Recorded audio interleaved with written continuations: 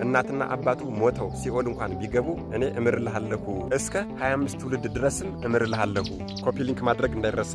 ነገ ሰኔ 9 የስማቸው ትርጉም የአብ የወልድ የመንፈስ ቅዱስ እስትንፋስ ማለት የሆነ የኢትዮጵያን ሕዝብ ማርልኝ ብለው በአባይ ወንዝ ውስጥ ተዘቅዝቀው ለ9 ዓመት የጸለዩ ከነቢዩ ከቅዱስ ሙሴ በኋላ መድኃኔዓለም ኢየሱስ ክርስቶስ በራሱ በእጁ 10ቱ ትእዛዛትና 6ቱ ቃላተ ወንጌል የተጻፉበትን ጽላት አምጦ የሰጣቸው ዝክራቸውን መታሰቢያቸውን ያደረገና በዓላቸውን ያከበረ ሰው እስከ 25 ትውልድ የሚያስምሩ ታላቅ አባት ስምህን የጠራ መታሰቢያን ያደረገ በዓላትህን ያከበረና እንዲሁም ደግሞ በቃል ኪዳንህ የተማጸነውን እናትና አባቱ ሞተው ሲኦል እንኳን ቢገቡ እኔ እምርልሃለሁ በተባሉት ቃል ኪዳን መሰረት እኛ ዝክራቸውን በዚህ በምድር ስንዘክር መታሰቢያቸውን በዚህ በምድር ስናደርግ እሳቸው ደግሞ ሲኦል እየገቡ እናትና አባቶቻችንን እያወጡ ገነት የሚያስገቡ ታላቅ አባት ዝክራቸውን መታሰቢያቸውን እያሰበ የሚያደርግ ሰው የቅዱስ ሚካኤል ክብር እንደሚሰጠው የተነገረላቸው ዝክራቸውን መታሰቢያቸውን ያደረገ እንዲሁም ደግሞ የገድላቸውን መጽሐፍ በቤቱ ያስቀመጠ ሰው ሊቀ መላእክት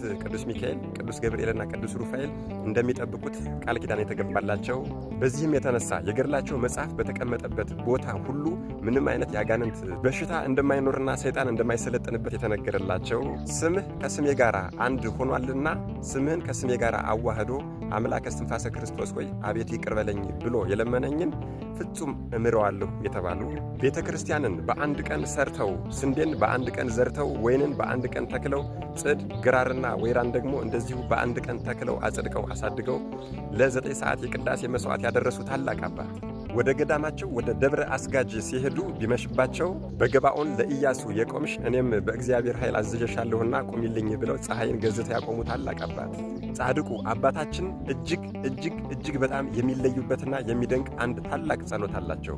በአምላክ ልቦና በእመቤታችን በቅድስተ ቅዱሳን በቅድስት ድንግል ማርያም ልቦና በሊቃነ መላእክት በቅዱስ ሚካኤልና በቅዱስ ገብርኤል ልቦና ታስባ የምትኖር እንደ መልክዓ ኢየሱስ ያለች ታላቅ ጸሎት አለቻቸው። ጸሎቷ የመድኃኔዓለምን የሰውነት ክፍሎች በሙሉ እየጠቀሰች እያንዳንዱ የሰውነት ክፍሎቹ የተቀበሉትን ጸዋትወ መከራዎች በሙሉ ታዘክራለች።